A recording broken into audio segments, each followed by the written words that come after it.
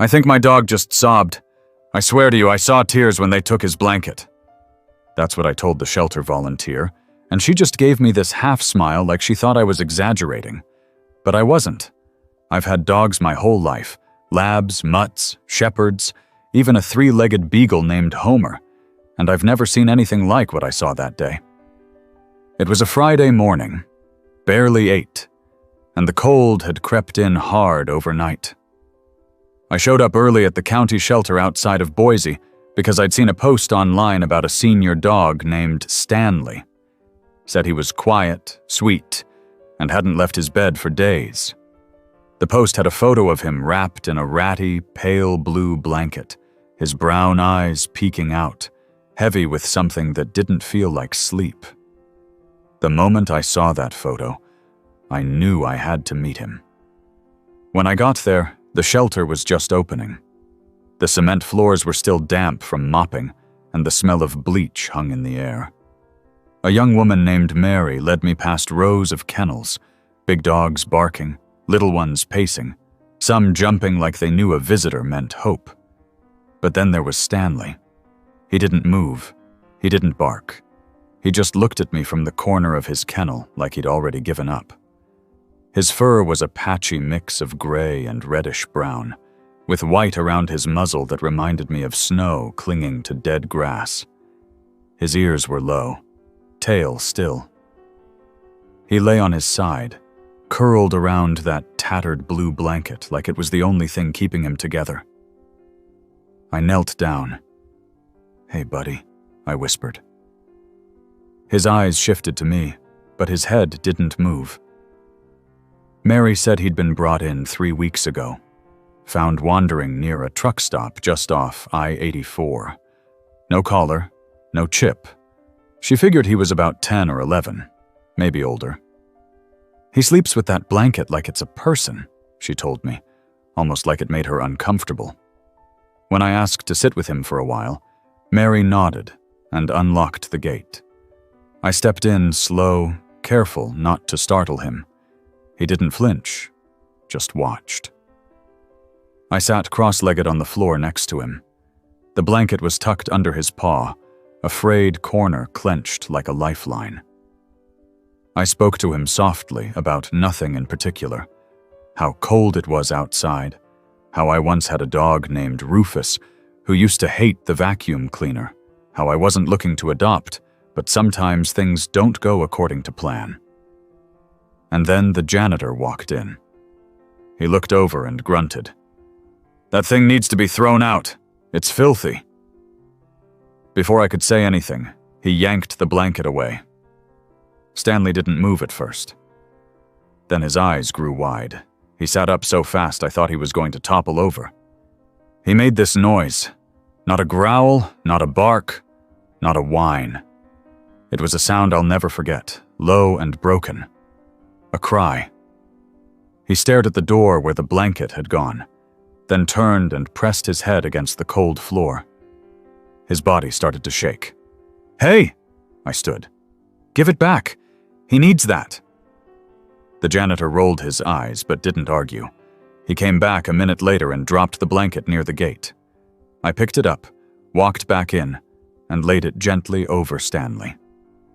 The trembling slowed. His eyes found mine. That was the moment I knew I wasn't leaving without him. But adoption isn't always instant. They had to run checks, review my forms, verify my landlord was okay with dogs, all that. So I came back every day that weekend.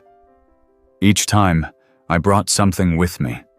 A homemade treat, an old sweater of mine, a toy shaped like a squirrel. But it was always the blanket he clung to. I'd sit on the floor beside him, talk about how he'd like my couch, maybe my backyard, how he'd have his own food bowl, and no one would take his blanket again. By Sunday afternoon, he wagged his tail. Just once. That was enough. Monday morning, I got the call. Approved. When I picked him up, the shelter gave me a few supplies, a leash, a collar, some food. I asked about the blanket. Mary frowned. We're supposed to dispose of items like that. Sanitation rules. I looked down at Stanley. His paw was on the edge of the blanket. Then break the rule. She hesitated. Then she smiled. I didn't see anything. We rode home in my truck, Stanley in the passenger seat, the blanket folded beneath him. Every time we hit a bump, he'd lift his head like he was afraid it might disappear again. I kept one hand on the steering wheel and the other resting near him, palm open. Not touching. Just there. We got to my house around 11. The sun had come out, melting the frost off the grass. I opened the front door, let him sniff around. He walked slow, taking it all in. When he found the rug in the living room, he sat. Just sat, like he needed a minute. Then, without prompting, he lay down and tugged the blanket into place with his teeth. He let out this deep sigh. Not sad, just full. I named him Stanley officially that night, though I suspect that had been his name all along. He answered to it better than any of the other names I tried. Over the next few days, we settled into a rhythm. He followed me from room to room like he didn't want to lose sight of me. He ate slow but steady. At night, he curled up on the blanket at the foot of my bed. Sometimes I'd wake up and see his eyes open, watching me. I talked to him constantly. I told him about my job at the lumberyard, about how I never got around to replacing the dead light in the hallway, about the neighbor who put out Halloween decorations in January. And every time, he'd tilt his head, like he was taking mental notes. The first real breakthrough came on a rainy Wednesday. I'd left the window open a crack, and the wind had knocked over a plant. The noise startled him. He bolted into the corner, tail tucked, shaking like he'd seen a ghost.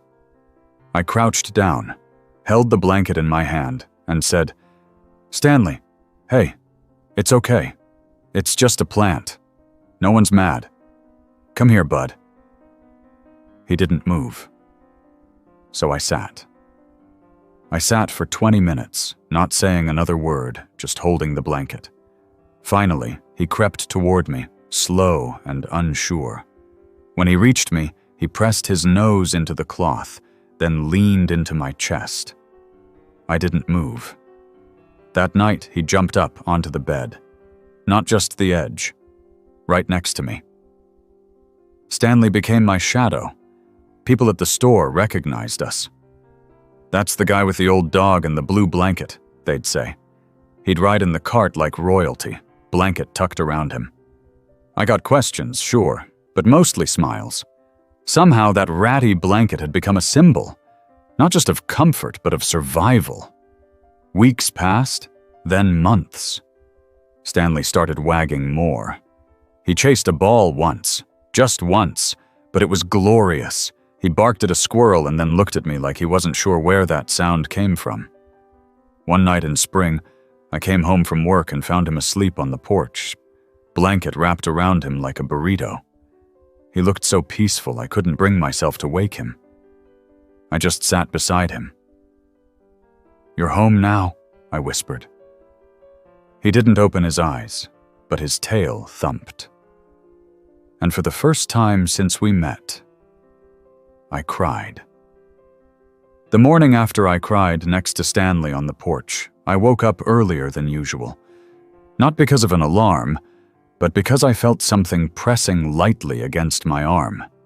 When I opened my eyes, there he was, standing at the side of my bed with the blanket draped across his back like a cape. He wasn't panting or whining. He was just looking at me. "You hungry, bud?" I asked, sitting up. He wagged his tail once and turned to walk out of the room. That was his new way of saying yes. No barking, just a tail flick and a confident exit. Down in the kitchen, I put a scoop of kibble in his bowl and added some warm chicken broth, the way he liked it. While he ate, I made my coffee and looked out the window. The sun was coming up slower than usual, casting this pale orange light across the backyard. We had a routine now. After breakfast, He'd sit by the door until I opened it. Then he'd go outside, circle the yard once like he was checking the perimeter, then lay in the same patch of sun by the fence. He never went far. I never had to leash him. That day was Saturday, and I had plans to fix up the old shed behind the house. It used to store garden tools and paint cans and stuff that probably belonged in a landfill. I figured if I cleaned it out, I could set up a space for Stanley. Nothing fancy, just a quiet spot where he could go if he wanted a break from the house. Some dogs liked their own corners. As I started pulling things out, broken rakes, a rusted wheelbarrow, a box of tangled extension cords, I felt a presence behind me. Stanley stood just outside the shed, head tilted. "This might be your new hideout," I said, wiping my hands on my jeans. He sniffed the threshold, took one cautious step inside, then backed out. I didn't push it, I just kept working. After a couple hours, the place was cleared. I swept the floor, brought out a small rug from the garage, and placed an old chair in the corner. Then I grabbed a clean water bowl and set it down. I turned to go inside for lunch and found Stanley curled up just outside the door of the shed. The blanket was draped over his back again, the corners dragging through the grass. He looked like a little king inspecting his new castle. That afternoon, we took a drive. I didn't have a destination in mind, just felt like getting out. Stanley sat in the front seat, as always, his blanket folded beneath him. We ended up at the edge of town, where there was a park with a shallow creek and a few picnic tables. There weren't many people around. A dad throwing a football with his son, a couple walking a dachshund. Stanley watched it all, head resting on the window frame. I parked under a tree and let him out. At first, he stayed close to the truck. But then he saw a squirrel dash across the grass and took a few hesitant steps toward it. He didn't chase it, just watched it vanish into the woods. I walked to a bench and sat. Stanley followed and rested beside me. For a long while, we just sat in silence. I didn't try to make him play or fetch or anything like that. I knew he wasn't there yet. He wasn't ready. But then something strange happened. A little boy, maybe 6 or 7, wandered over. He had messy blonde hair and wore a superhero cape that flapped in the breeze. "Is he nice?" the boy asked, pointing at Stanley. "He's the nicest," I said. "But he's shy." The boy nodded and crouched a few feet away. Stanley lifted his head, but didn't move. "My dog died," the boy said suddenly. "Her name was Daisy. She had spots." I didn't know what to say, so I just nodded. "He looks sad too," the boy said. Stanley stood up slowly, walked over to the boy, and sat down right in front of him. The boy reached out and gently touched Stanley's side. Stanley didn't flinch. "Can I hug him?" "If he lets you." The boy leaned in, wrapped his arms around Stanley's neck, and held him for a full 5 seconds. When he pulled away, Stanley licked his cheek once. Just once. The boy giggled and ran off toward his parents. I looked down at Stanley. "You're full of surprises, buddy." That night, I grilled chicken for dinner and let Stanley have a few bites. He lay on the rug while I watched a baseball game, one paw on the blanket, eyes half closed. I didn't realize how much I'd come to rely on his quiet presence. The next morning, I got a call from Mary at the shelter. "Hey, I hope I'm not interrupting. We've got a situation. You might be able to help." Turns out, there was a new dog at the shelter. A young golden retriever, barely a year old. Energetic, anxious, wouldn't stop barking and tearing at his kennel. None of the volunteers could get him to calm down. Mary wondered if Stanley might have some kind of calming effect. Sometimes older dogs helped the younger ones settle in. I wasn't sure. Stanley wasn't exactly a therapy dog, but I trusted Mary, so we drove back to the shelter. The moment we stepped inside, the barking exploded. Stanley froze for a moment, ears back, then walked forward on his own. The young retriever was in a kennel near the back, jumping and whining. Stanley stopped in front of the gate and sat. The younger dog stopped barking. Just like that. Stanley leaned in, sniffed through the bars, then looked back at me. I swear he was saying, "This one's not so bad." Mary stood nearby, stunned. That's never happened." I asked if they had a spare blanket. She brought one over. I placed it on the floor of the kennel, then opened the gate. Stanley stepped inside and lay down. The young dog sniffed him, then lay down too. Side by side. "You think we can leave them for a bit?" I asked. Mary nodded. "You're a miracle worker. Or he is." I laughed. "I'm just the guy with the truck." We stayed for an hour. When I got up to go, Stanley followed, but not before nudging the blanket closer to the retriever.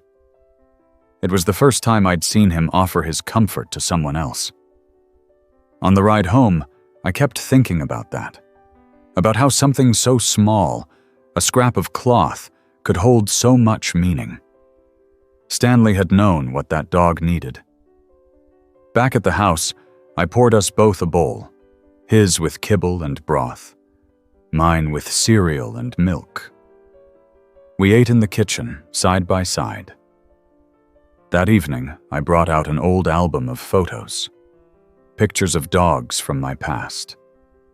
Rufus in the snow, Homer with his missing leg, Max sleeping upside down on the couch. I laid the photos on the floor, and Stanley sniffed each one like he was reading a story. "They were good boys," I told him. "But you're something else." He rested his head on my foot. We kept visiting the shelter every weekend. Stanley would walk through the kennels like a supervisor, pausing at each one, tilting his head. Some dogs barked. Some just watched him. A few, like that golden retriever, lay down when he approached. Mary started calling him the Blanket Whisperer. People began to notice. One Saturday, a couple approached me in the parking lot. "Is that the dog from the Post? The one with the blanket?" I nodded. "My sister volunteers here. She said he's helped calm down 3 new dogs." Stanley sat beside me, his usual quiet self. "He's kind of a big deal," I joked. The woman knelt down and looked Stanley in the eyes. "Thank you." He blinked slowly, then licked her hand. As spring gave way to summer, Stanley's confidence grew. He ventured further in the yard, barked at passing cars, and even chased a ball into the shed one afternoon. He didn't bring it back, but the chase alone felt like a milestone. I started sewing patches onto his blanket. Not to fix it, it was beyond fixing, but to tell a story. A tiny football patch from the park. A superhero badge from the boy who hugged him. A golden retriever-shaped patch from the shelter. Each one stitched near a frayed edge. One night, I sat on the porch sewing a patch shaped like a tiny house. Stanley lay beside me, his head on the blanket. "You've made this place home, bud," I whispered. "Not just for you. For me too." He didn't move, just sighed. And I realized something then. He hadn't just been crying for the blanket that first day.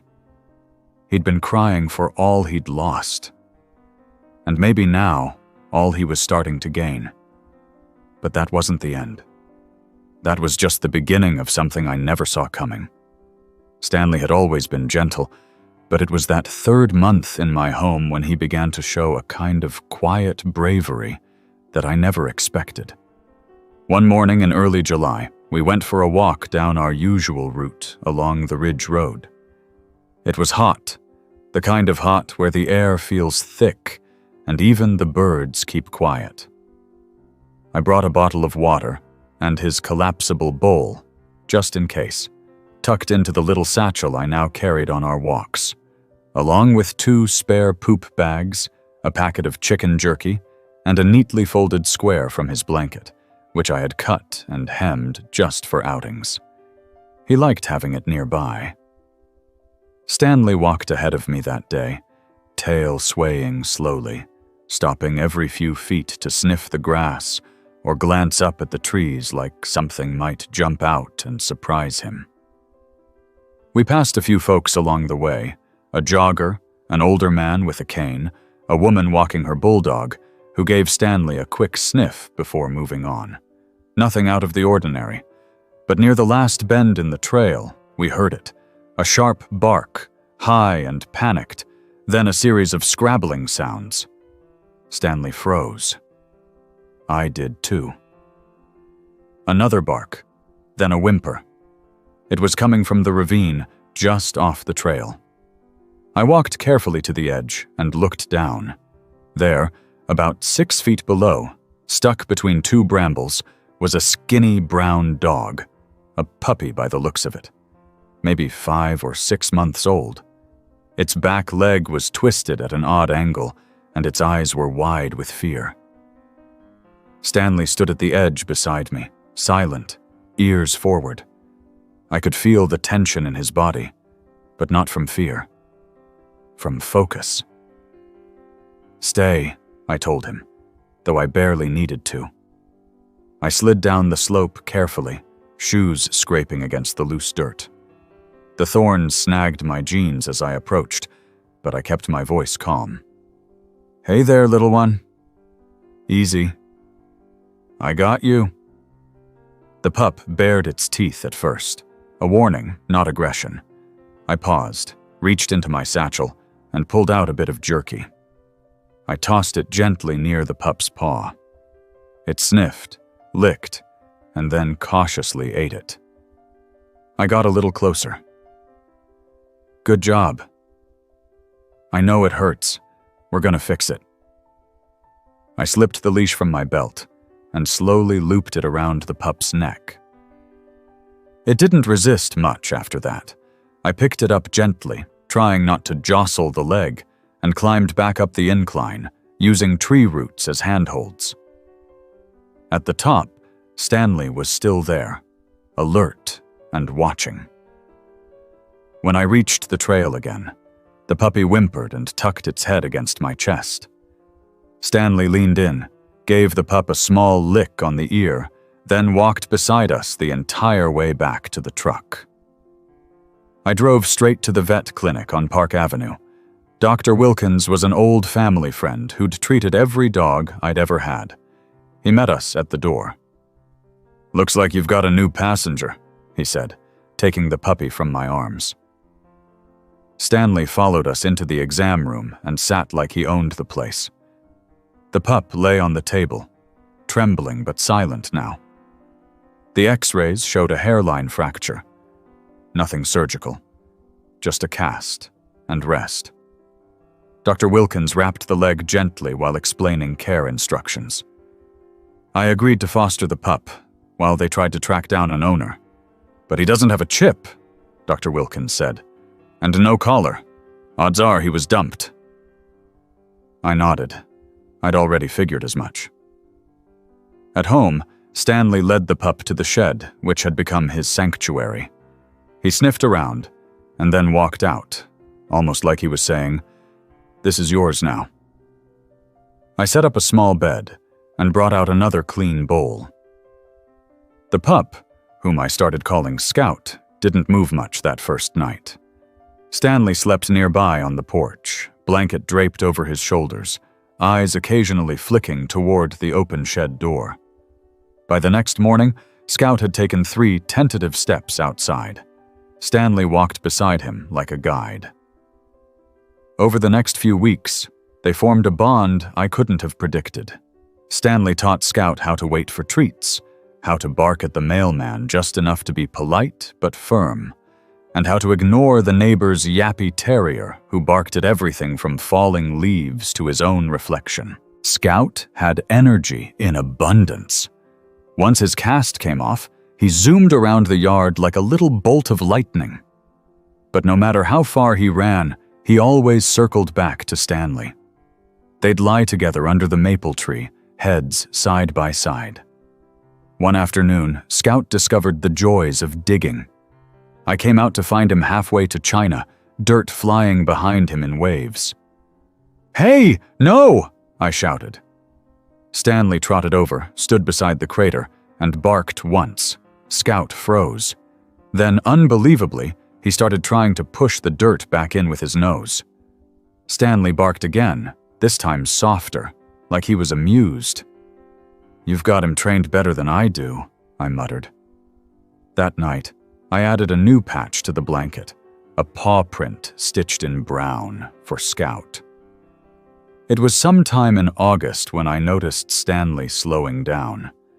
Not dramatically, just small things. He took longer to rise after naps. He didn't jump into the truck quite as easily. Sometimes he'd sleep through breakfast. I took him to Dr. Wilkins just to be safe.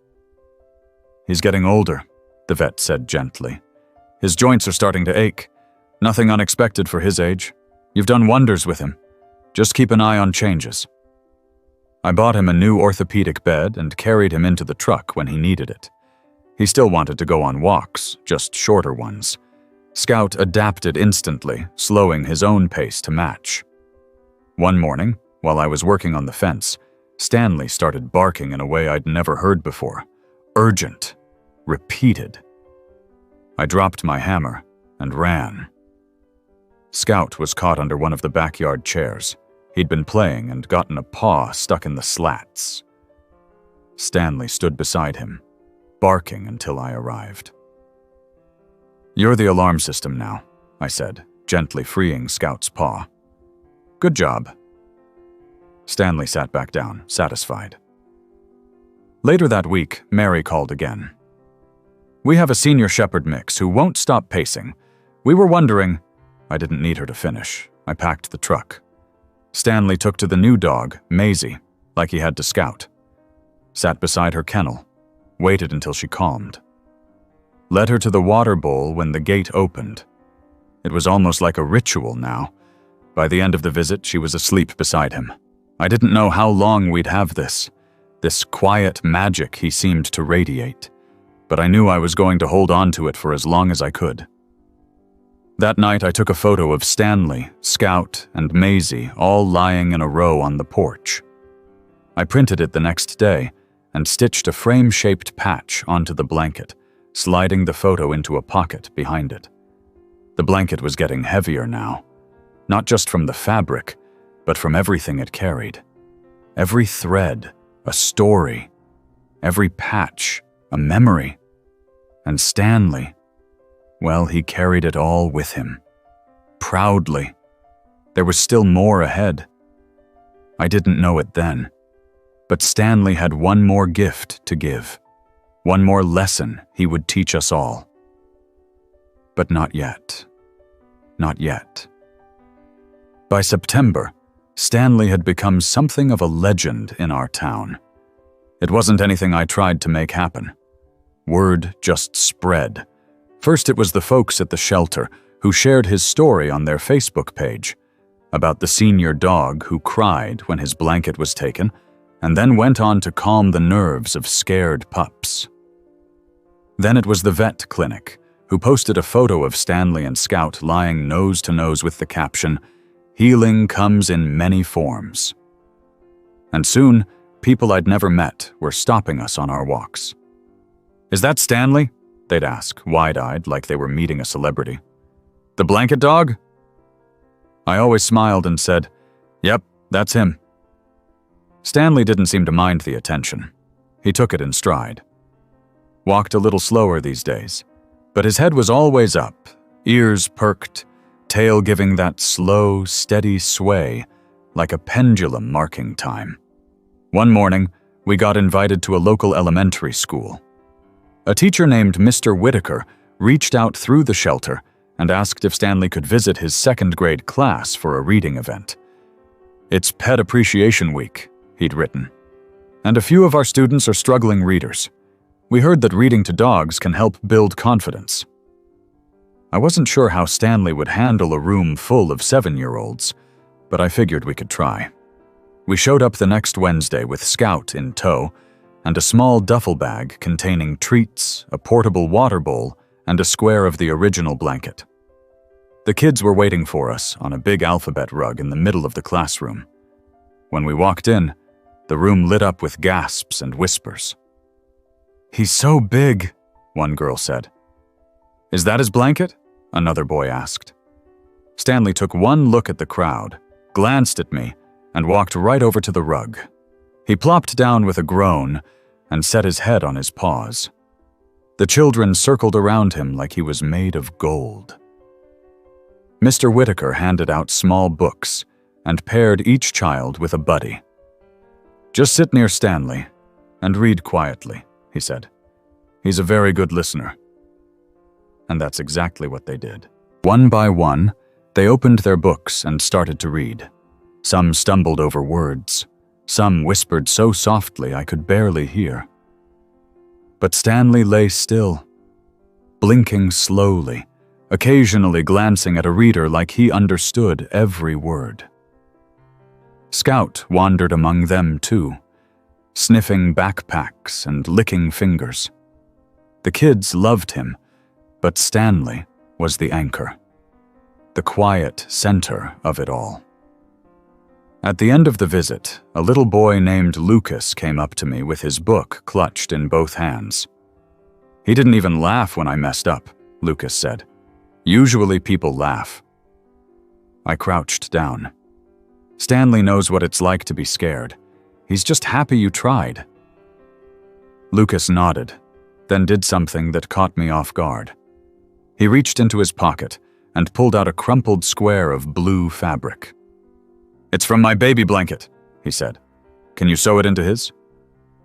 I blinked a few times, nodded, and said, "Absolutely." Back at home, I stitched the square into the corner of Stanley's blanket. That night, as he curled up on the porch, I told him about Lucas and how brave he'd been. "You've got a piece of his courage now," I said. Stanley shifted, resting his chin on the new patch.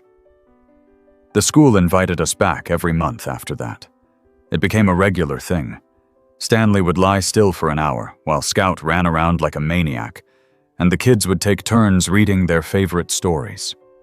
One afternoon, a girl named Sophie read a poem about old trees, and Stanley let out a soft, slow sigh at the end that made everyone giggle.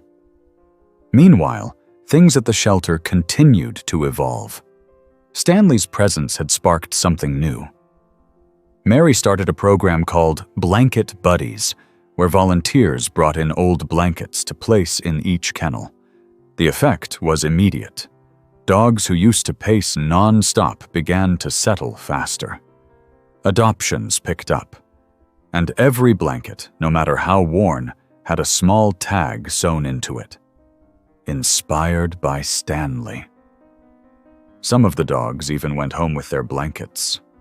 One couple adopting a nervous husky mix said, "If it helped her here, we want her to have it forever." Stanley and I became regulars at the shelter again, but this time it was more organized. Mary scheduled meet and greets with new dogs specifically when Stanley could be there. He didn't interact with every dog. Sometimes he'd glance, sniff, and keep walking. Other times, he'd sit down, slow and deliberate, and just stay there until the other dog settled beside him. We started joking that he was doing all the work, and I was just the chauffeur. Scout took on his own role, too. Though full of energy and still prone to chewing socks when bored, he'd mimic Stanley's behavior around the anxious dogs. He'd sit next to them and wag gently or offer a toy. Once, he even pushed a chew bone through the bars of a kennel to a trembling dachshund pup. At night, our little family had its rhythm. Dinner at 6. Porch time at 7. Blanket laid out like a picnic between us. I would read a bit aloud, an article from the newspaper, an old letter from my brother in Oregon, or sometimes a passage from the book I kept by my bedside. Stanley didn't care about the content. It was the sound that mattered. One evening, while I was trimming Scout's nails, I glanced up and saw Stanley standing at the shed door, looking at the shelves inside. I walked over, curious. Inside, I found a line of items.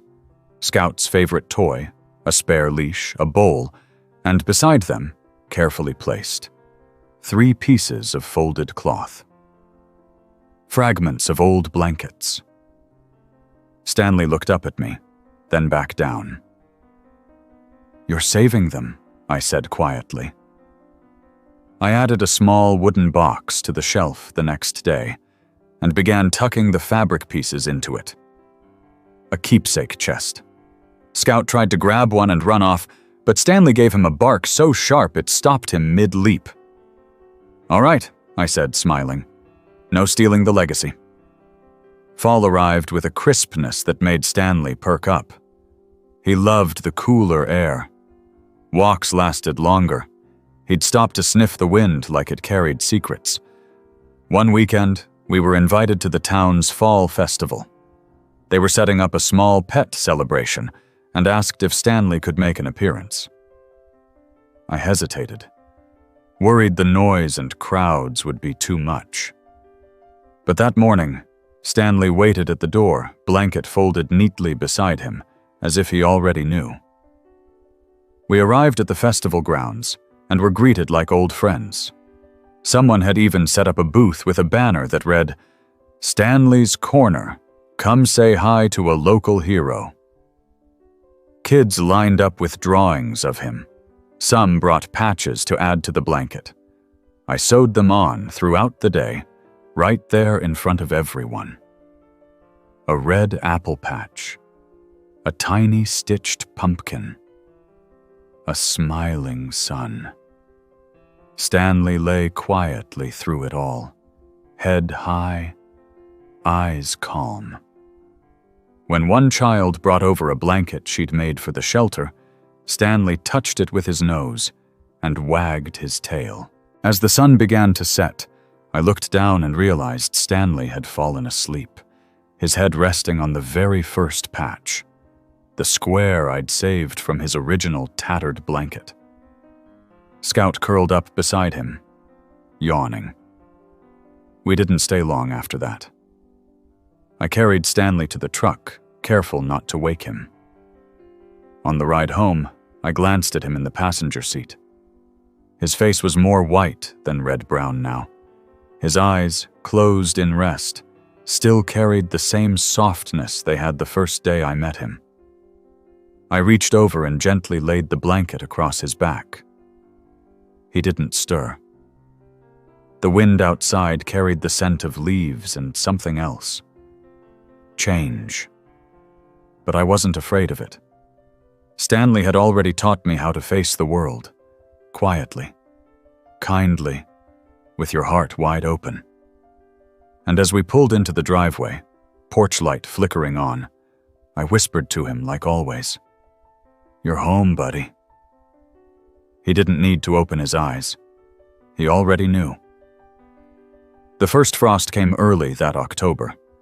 I woke up to see the grass outside sparkling with a thin layer of ice, and the maple tree beside the shed was already bare. Scout, full of energy, skidded across the slick yard that morning like it was a game. He barked at his own paw prints and tried to pounce on the frost, but Stanley moved slowly, cautiously, each step measured and steady. I laid out the blanket on the sunniest patch of porch and waited. Stanley eventually made his way out and curled up on it, nose tucked beneath the edge, his eyes watching Scout's chaos like a grandfather observing his favorite troublemaker. That morning, while sipping coffee with my jacket zipped to my chin, I noticed Stanley's breath. It puffed out in visible clouds. Not fast, not ragged, just more noticeable. I didn't panic. Dogs age. Their rhythms change. But I called Dr. Wilkins later that day anyway, and scheduled a checkup for the weekend. The vet's office had become familiar territory by now. Scout always tried to jump into the front seat and barked until I rolled the windows halfway down. Stanley preferred to sit quietly and look out at the world, blanket under him like a cushion. It had started to fray badly at the edges. Some of the older patches were loosening. I'd need to repair them soon. At the clinic, Stanley greeted the receptionist with a tail wag and received a treat, which he accepted graciously. Dr. Wilkins met us in the same exam room as usual, his warm eyes scanning Stanley as we entered. "He looks older," he said gently. "He is," I replied, "but still sharp." We ran through the usual checks: ears, eyes, joints. Dr. Wilkins didn't say much until he placed a hand on Stanley's chest and listened. A longer pause this time. "He's in early heart failure," Dr. Wilkins said quietly. "Nothing dramatic yet, but it's there. We'll start him on some meds, adjust his diet a little, keep his stress low. Walks should be shorter. No stairs if you can help it." I nodded slowly. My mouth was dry. "Stanley's had a good run. You've given him something remarkable these past months. I don't say this lightly. He's impacted more lives than some people ever do." That night, I sat on the porch with both dogs. Stanley lay beside me, his breathing a little heavier than usual. I ran my hand gently along his back, pausing on the blanket where the newest patch, Lucas's baby blanket square, had started to curl at the corners. "I'm gonna stitch that down tomorrow," I whispered. "Can't have you losing pieces of your story." Scout nudged his head into my lap, then climbed up to curl beside Stanley like he always did. The next day, I didn't go into work. I stayed home and worked on the blanket. It had grown into something close to a quilt by now, thick, heavy, uneven in places. I took my time with each stitch, tightening corners, reinforcing edges, even reattaching some patches that had begun to lift. The apple patch from the fall festival, the paw print from Scout, the superhero cape from the boy in the park, each one had a story. When I was done, I laid it back on the porch and watched Stanley walk to it, circle twice, then lay down like he knew it had been tended to. Scout nosed around for a toy, then darted into the shed. A second later, he came out dragging the little wooden box we'd been using for keepsakes. He dropped it beside me and barked. "You want to add something?" I asked. He barked again and ran back into the shed, this time returning with an old tennis ball. I laughed. It was one of the first toys Scout had ever chased with Stanley. I opened the box and nestled it inside. The next few weeks passed gently. Stanley had good days and slow days. He still wanted to go on car rides, still visited the shelter with me on Saturdays, though now he stayed in the front room instead of walking the kennels. The dogs were brought to him, one at a time, like visitors paying respects to a wise elder. Mary rearranged the lobby to make room for a thick dog bed and a space for his blanket. The sign above it read, "Stanley's Corner. Come sit a while." Families would sit with him. Kids would lean against his side and read. Volunteers would drink coffee beside him on breaks. The nervous dogs were introduced to Stanley gently. They'd sniff, sometimes lie down, and then, like magic, grow quiet. I never rushed him. If he seemed tired, we left. If he wanted to stay, I let him. One Saturday afternoon, we met a boy named Thomas. 9 years old, shy, small for his age. He came with his dad, looking for a dog, but unsure of what kind. Thomas didn't speak much, just hovered near Stanley, holding his dad's hand. Mary brought out a small mutt, gray and white, nervous, quick to flinch. Thomas crouched near Stanley, and the dog watched him. Then, slowly, the dog crawled forward and settled at Thomas's side. Stanley reached out and gently placed one paw on the mutt's back. Thomas looked up at his dad and smiled. That dog went home with them that day. Mary told me later that it was the third adoption that week where Stanley had helped make the match. Scout, meanwhile, was becoming a little ambassador himself. He'd greet new visitors with a wag and trot around the lobby like he owned the place. When kids came to visit Stanley, Scout would bring them toys or nudge their hands until they laughed. Back home, life moved in its quiet rhythm. Meals, porch time, blanket repairs. I started leaving out a second blanket, one I'd made just for Scout. It had fewer patches, of course, but he took to it quickly, dragged it around the house, and eventually laid it near Stanley's whenever they napped. One evening, I heard Scout barking non-stop outside. I rushed to the back door, thinking something was wrong. Instead, I found him standing by the gate, barking at a young collie standing on the other side. She looked lost and unsure. Her fur was tangled, no collar. I opened the gate, and she stepped in slowly. Stanley came out onto the porch and watched. The collie sniffed the air, then approached him. She wagged once and sat. Scout circled her twice, then laid down. Just like that, we had a visitor. I scanned the neighborhood but found no signs posted, no one calling for a missing dog. I called the shelter and left a report just in case. We named her Molly, and for a week she stayed with us. She was gentle and sweet, though unsure of indoor spaces. She liked the shed, especially the old bed Stanley had originally used. Scout took to her instantly. They played in the yard like old friends. Stanley supervised. When her owners finally came, they were in tears. She'd been missing 2 weeks. Somehow wandered off during a camping trip a few towns over. Her microchip led them back to me. As they hugged her and thanked us, Stanley watched from the porch. One of the owners approached and knelt beside him. "Thank you," she whispered. "You gave her a safe place." That night, I added another patch, a little pine tree stitched in green and brown. Winter wasn't far off. I could feel it in the air. Mornings were colder, and Stanley needed more help getting up. I moved his bed into the living room near the fireplace, and he started sleeping there more often. But he never stopped watching. Every time Scout barked, every time a car pulled into the driveway, every time I walked across the room, Stanley's eyes followed. Quiet, steady. One morning, I came downstairs to find him staring at the blanket, not lying on it, just looking. I sat beside him and ran my hand through his fur. "You thinking about all of it?" I asked. He turned his head slowly and rested it against my leg. I knew that look. He wasn't done yet.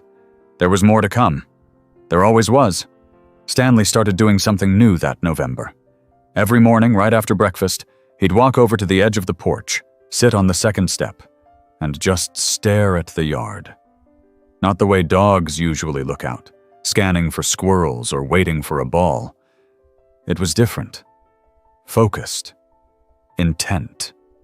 He'd sit for half an hour sometimes, tail still, breath slow, his blanket spread out just behind him like a trail. Scout would bounce around, play with his rope toy, roll in the frosty grass, but Stanley wouldn't move. I started calling it his morning watch. One day, I joined him. I brought my coffee and sat 2 steps above him. The sun hadn't broken through yet, and the grass still wore a coat of frost. Stanley blinked slowly, like he acknowledged my presence but didn't want to be interrupted. I waited. 5 minutes passed. 10. Then something moved on the far side of the yard. A rabbit. Small, nervous, barely visible under the pine trees. It hopped out, paused, then sniffed around a patch of leaves. Stanley didn't bark or stir. He just watched. Another rabbit followed, and another. They ate quietly for a few minutes, then darted off again into the woods. I looked at Stanley. His eyes were still on the trees. "You were waiting for them," I said. "Weren't you?" He flicked his ear once. That became our routine. Morning watch with coffee and rabbits. I started waking up earlier just to be there with him. I'd wrap Scout's blanket around my legs and sit while Stanley claimed his step. Most mornings we'd get our visitors, sometimes rabbits, sometimes deer, once even a fox. Stanley never chased. He just watched. Scout eventually learned to sit quietly, too. It took a few weeks, but one morning he climbed up beside Stanley, tail wagging softly, and didn't move the whole time. Stanley looked over once, touched his nose to Scout's cheek, then returned to watching. One chilly morning, I brought out my camera and snapped a photo of the three of us, Scout, Stanley, and me, lined up on the steps. I printed it that afternoon and sewed a copy of it into Stanley's blanket behind a stitched leaf. At the shelter, the season brought its own changes. A sudden intake of dogs from a nearby county overwhelmed them one week, and Mary called asking for help. Not just donations, hands. I brought Stanley and Scout in, and the place was chaos for a while. Barking, pacing, volunteers scrambling to clean kennels and settle the new arrivals. Stanley walked in like he was clocking in for a shift. He made his way slowly down the row, stopping at each kennel. Some of the dogs barked wildly at him. Others froze and stared. A few whimpered. But at every stop, Stanley sat down for a moment, blinked, and moved on. I watched as two of the younger volunteers paused to observe him. "Is he doing that on purpose?" one of them asked. "He always does," I said. They followed him for the next 20 minutes, watching how he responded to each dog. By the time he reached the final row, one of the volunteers was crying. "It's like he knows exactly what to do," she whispered. That afternoon, two of the shelter dogs calmed enough to be bathed. Another one let a volunteer sit with him inside the kennel for the first time. I don't know if it was Stanley or just coincidence, but I knew what I believed. That weekend, a group of middle schoolers from a local community group came by to make new blankets. The shelter had started offering Saturday crafting sessions. Kids brought old fabric, t-shirts, even retired beach towels, and volunteers helped them sew simple blankets. Stanley lay nearby on his own as the kids worked. One girl, around 12, with bright red glasses, asked if she could add a patch to his blanket. I handed her the fabric squares I kept in the bag, and she picked a sky blue one. She wrote on it with a fabric pen, "Thank you for helping scared dogs." Then she drew a tiny sun in the corner and handed it back. I stitched it in that evening, while Stanley napped near the fireplace. The weather turned colder fast. The first real snow came in early December, blanketing everything in a quiet hush. Stanley loved the snow, not to play in it like Scout did, but to stand still and let it land on his fur. I'd find him just outside the back door, nose pointed up, snowflakes settling on his head like confetti. I bought him a coat, even though I knew he'd prefer the blanket, but when I layered the coat over the blanket for walks, he tolerated it. Scout refused his entirely, wriggling out of it within minutes. At the shelter, Mary had built a small corner display for Stanley's impact. There were photos of the dogs he helped, patches from the blanket-making days, and a framed write-up of his story. People stopped to read it. Some cried. Some just smiled. One woman knelt in front of the photos and whispered, "Thank you."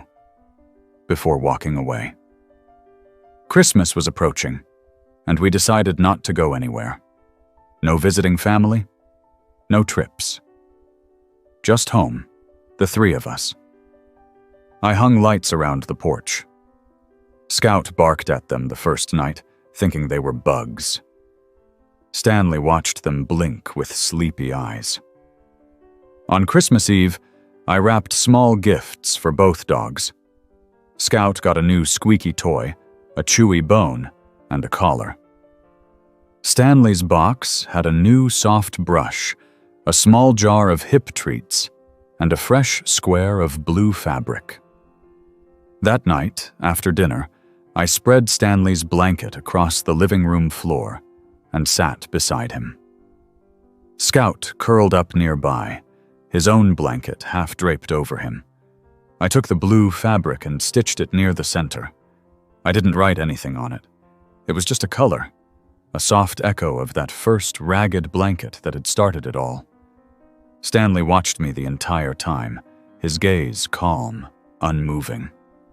When I finished, I looked at him and said, "This one's for what you've built." He blinked, stretched, and rested his head on the patch. New Year's came quietly.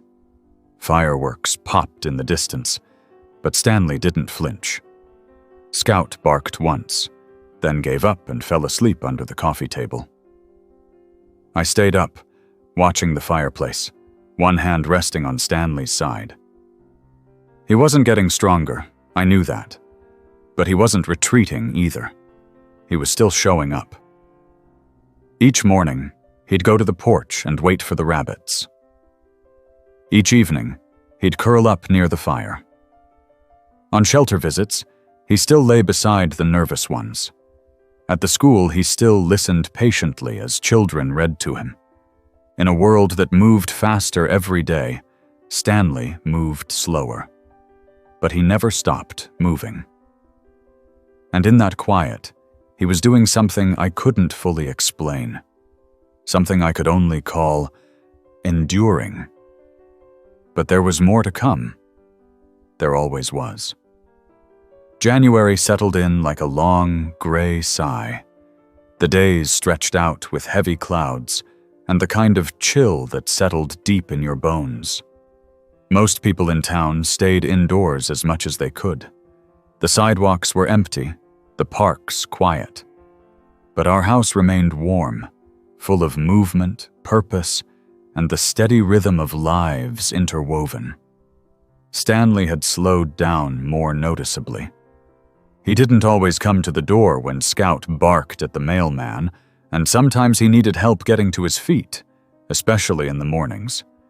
But when he did stand, there was still intent in the way he moved. Not fast, not strong, but steady. I adjusted our schedule to match his pace. Scout adapted quickly, bounding ahead during walks, but circling back every few seconds to check on us. I carried Stanley in and out of the truck now, wrapping him gently in a section of his blanket that I'd converted into a sling. He didn't resist. He just let me. One afternoon, as snow began to fall in soft clumps, we visited the shelter.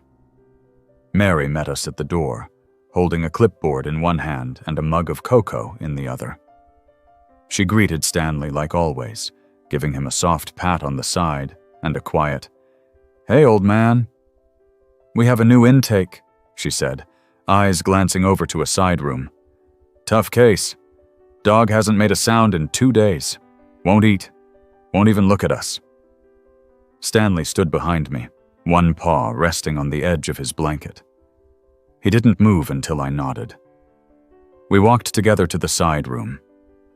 Inside was a small hound mix, curled into the corner of a kennel, ribs visible, ears down, eyes shut, like the world outside the lids wasn't worth seeing. Stanley stopped just a few feet from the bars and lay down. He didn't bark. He didn't move closer. He just watched. Scout paced around us restlessly, sniffing the corners, but eventually lay beside Stanley, head resting on his paws. After 20 minutes, the hound opened one eye. I saw it. Mary saw it. Stanley didn't react, just blinked slowly. By the time we left that afternoon, the hound had turned its head toward Stanley and was quietly watching him. That was all. And that was everything. The next day, I found a patch of soft flannel in the back of the closet, light green with faded pine trees on it. I cut a small square and added it to the blanket. "From the quiet ones," I said as I sewed. That week, Stanley began using the indoor ramp I built for the porch steps. He still insisted on going outside every morning for the rabbit watch, though now I bundled him in his coat and lay the blanket directly on the ramp platform. Scout joined him without prompting, sometimes curling against Stanley like a living heat pack. One morning, instead of rabbits, we saw a deer. Just one, young, still unsure of its surroundings. It stepped into the yard, paused, and made direct eye contact with Stanley. Stanley stared back, calm. The deer blinked, lowered its head, and walked away. Scout didn't move. It felt like a moment in a painting, still and rich with something I couldn't quite name. Later that evening, I looked through the box of keepsakes we'd been collecting. I found a dried maple leaf Scout had tracked into the house back in September and pressed it into one of the photo frames on the wall. Underneath it, I wrote the word presence, because that's what Stanley had become. A presence. Unshakable. Unspoken. Felt everywhere. At the school, the children continued to read. Stanley no longer walked from student to student. Instead, he'd lie on a thick cushion with the blanket spread over him, and the kids would gather around. One girl brought a picture she'd drawn, Stanley with wings, flying above a field of smiling dogs. "He's like a dog angel," she said, "but on the ground." I didn't correct her. I just nodded. The blanket kept growing. It was so large now that we had to fold it into quarters just to fit in the back seat of the truck. Each patch was sewn with care, and each one was a marker of something real. A square with paw prints from the school, a plaid square from the collar of a dog adopted last month, even a small pocket sewn into one edge, where Scout had started hiding his favorite toy bone. Stanley tolerated the pocket. One Thursday, we hosted a small group of volunteers from the shelter for lunch.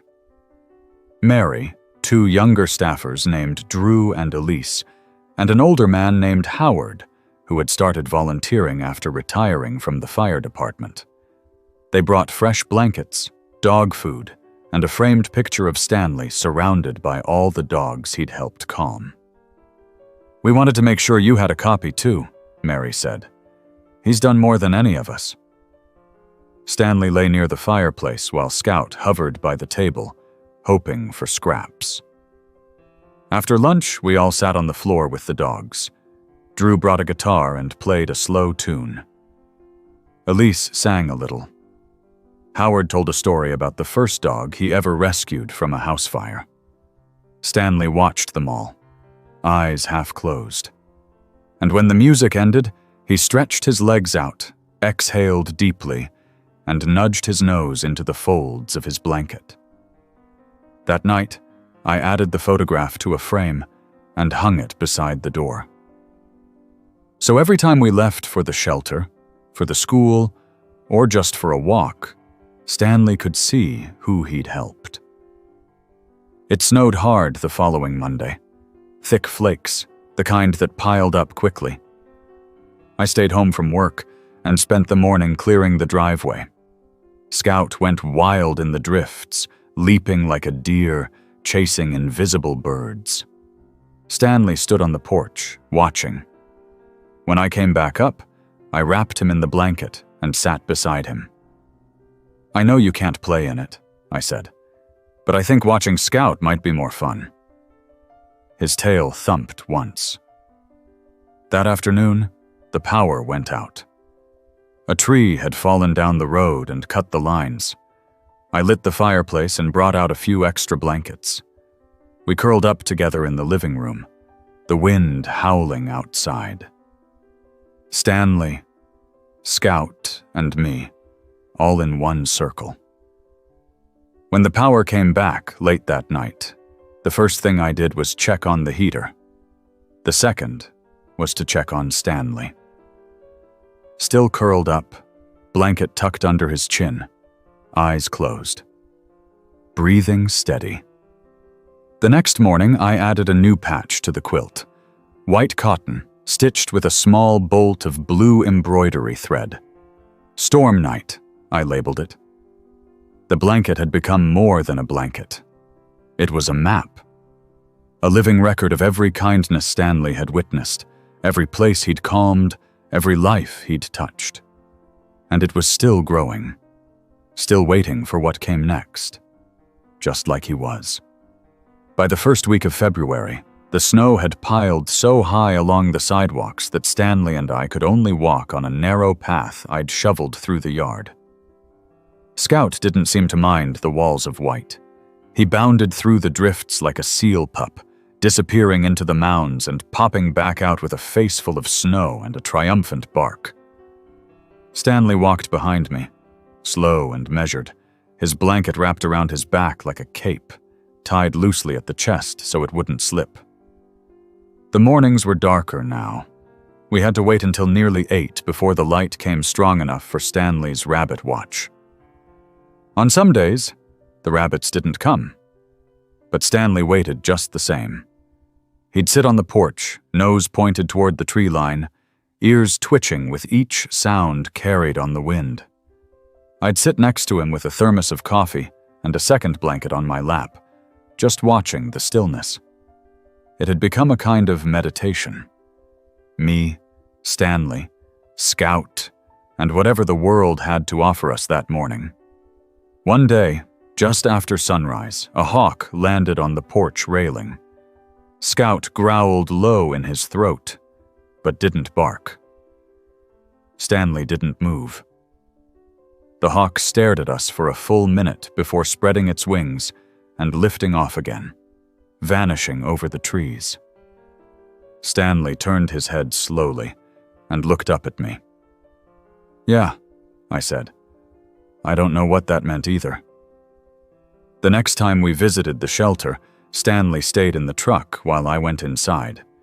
He was tired that day, and I didn't want to push him. I parked in our usual spot under the maple tree and left the windows cracked.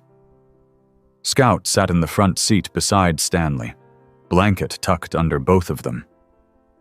Inside, Mary met me at the front desk. "How is he?" she asked, voice quiet. "Still steady," I said. "But slower." She nodded. "We put up new photos in Stanley's corner. People keep coming just to see them." I followed her back, and sure enough, there were 3 new pictures pinned to the wall. One was of Thomas and his dog from December. Another showed a group of kids sitting around Stanley during a reading circle, their faces lit with joy. The third was a candid shot.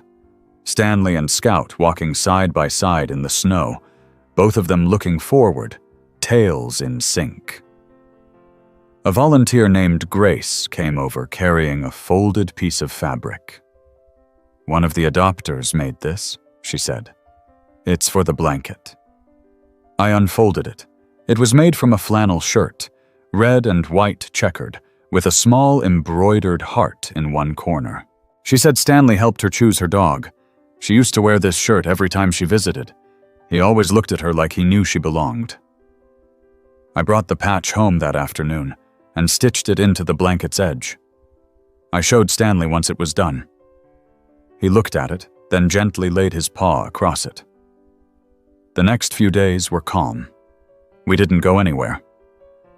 I wanted Stanley to rest. He spent his time either near the fireplace or in the soft sunlight that poured through the front windows. Scout stayed close, always nearby but never crowding. If Stanley shifted or adjusted his blanket, Scout would quietly copy him. One evening, I caught Scout dragging his own blanket across the living room, trying to spread it beside Stanley's. I helped him straighten it out and watched as he curled up perfectly aligned, nose to nose. Stanley opened his eyes just enough to see Scout and gave a single wag. That weekend, a storm rolled through. Ice, not snow. Trees sagged under the weight of the buildup, and the roads turned slick as glass. We didn't leave the house. The power flickered a few times but held steady. I made soup on the stove and shared the broth with the dogs, pouring it gently over their kibble. Stanley ate slowly, chewing each bite with care. Scout finished in seconds, and then sat watching him, like a waiter waiting for dessert orders. After dinner, we all lay in the living room together, the fire glowing low, the wind outside tapping against the windows. I reached for the sewing kit again. There was a small square I'd been saving. Plain gray fleece, soft and unremarkable. It had belonged to the first dog bed I bought for Stanley. He never really used it, preferring the blanket, but it had still been his. I stitched it into the very center of the quilt. While I worked, Stanley lifted his head and placed it on my knee.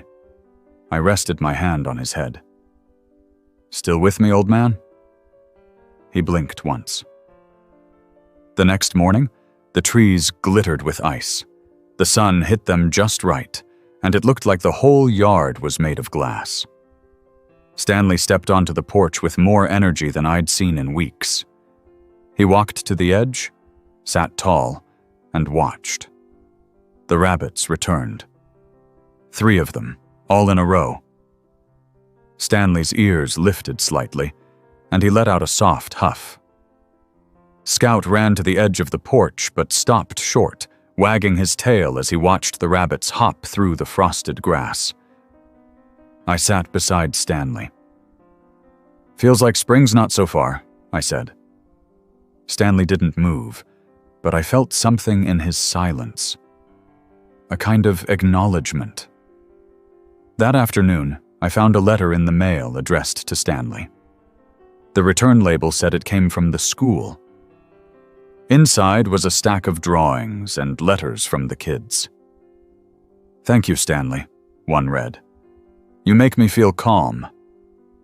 I was scared to read before, but now I think of you. You have kind eyes." Some of the drawings showed Stanley with Scout. Others had him wrapped in a giant rainbow-colored blanket that covered the whole world. I pinned them all on the wall above the fireplace. That evening, as I lit the fire, Stanley stood in the doorway and looked at the wall. He walked forward, lay down at my feet, and closed his eyes. Scout dropped a ball in my lap, waited, then curled beside Stanley again. The house was quiet, the kind of quiet that doesn't feel empty, but full. I added one last patch that night, a circle of fabric sewn from one of my old flannel shirts. I didn't label it. I didn't need to. Stanley already knew. And he was still waiting. Still watching. Still here. It happened in March, just as the world outside was deciding whether to stay cold or start warming up. That awkward in-between season where you wake up with frost on the windows but hear birdsong outside the door.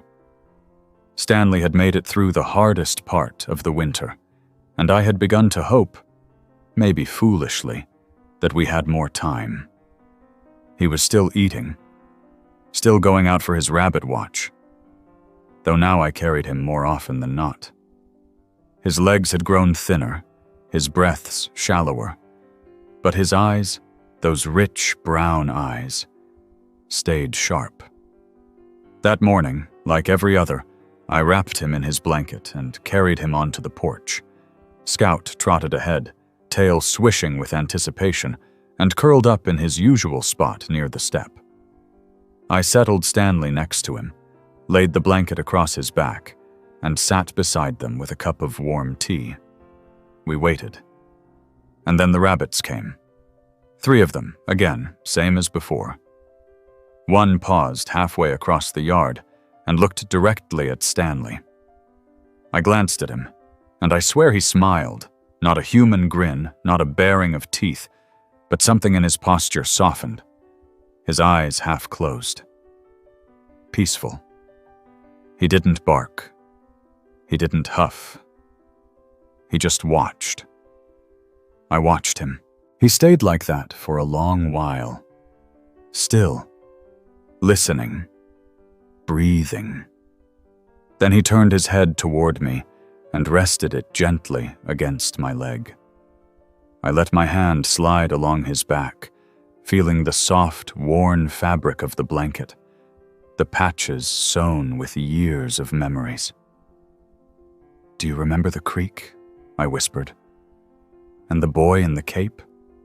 And the kid who gave you his baby blanket?" He blinked slowly. Scout shifted, curling tighter into Stanley's side. The sun crept higher. I don't know the exact moment he stopped breathing. There was no sudden jolt, no sound.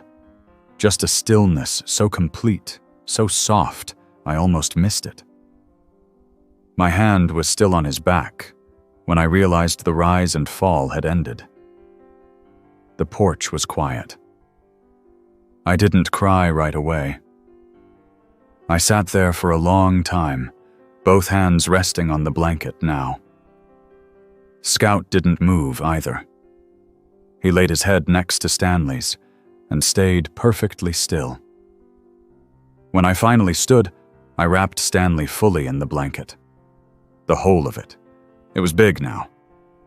So big, the patches covered him like a storybook sewn shut. I carried him inside, careful, slow, and laid him on the rug near the fireplace where he'd spent so many evenings. Then I called Mary. She didn't say much, just, "We'll be there soon." She came with Drew and Elise. All 3 stood in the doorway silently when they saw him. Scout stayed close to me, pressed against my leg. "He looks peaceful," Drew said, voice catching. "He was," I replied. Mary stepped forward, her hand brushing over the blanket. "Do you want us to help with arrangements?" I nodded. I couldn't find words.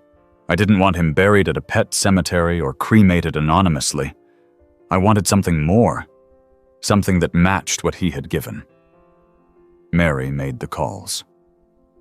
2 days later, Stanley was buried on the hill behind the shelter, in a small grove they were now calling the Quiet Corner. It was a place they'd just begun to prepare for memorials, dogs who'd made a difference. Stanley was the first. Scout walked with me the whole way, the folded blanket clutched under my arm. We didn't lay it in the grave. I couldn't. Instead, I spread it out on the ground beside the stone marker and let the wind lift the corners. The marker was simple. Gray slate, etched with Stanley friend, teacher, comfort. I knelt beside it and placed my hand on the earth. "I'll keep sewing," I whispered. "I promise." And I did. Back home, I folded the blanket and laid it in a wooden chest in the living room. Not hidden, not tucked away, just waiting. Scout sniffed it every night. Then he'd curl up near the chest, resting one paw on the side. In the weeks that followed, life rearranged itself. The morning rabbit watch continued. Scout now going out first, then glancing back toward the porch like waiting for approval. I went too, not every day, but enough. The shelter kept the reading program. They still called it Stanley's Circle. Mary sent me pictures, kids reading to a new therapy dog named Leo, a calm lab mix who had started lying down the same way Stanley used to. The blanket grew in a new way. People began sending patches, notes, photos, bits of fabric from collars, leashes, shirts. One woman mailed in a square from her son's baby blanket, saying, "Stanley helped him learn to read when no one else could." I opened the chest one night and started stitching again. I added a square from Scout's own blanket. I added the checkered red and white shirt from the shelter adopter. I added the gray fleece from Stanley's bed. The quilt stretched wider. Scout would sit beside me, watching every motion of the needle. He didn't try to steal pieces anymore. He just sat. One evening in April, I returned to the quiet corner with Scout. The trees were starting to bloom, little buds pushing out along the branches. The ground was soft but firm. I laid a corner of the blanket on Stanley's stone and sat down. Scout sat too. We stayed there for a long time. People came and went from the shelter behind us. Kids laughed near the parking lot. Somewhere a door creaked and dogs barked in chorus. And through it all, Stanley's blanket stayed still. A living story. A held breath. A promise kept. Scout sighed beside me. I turned and looked at him. He looked older now.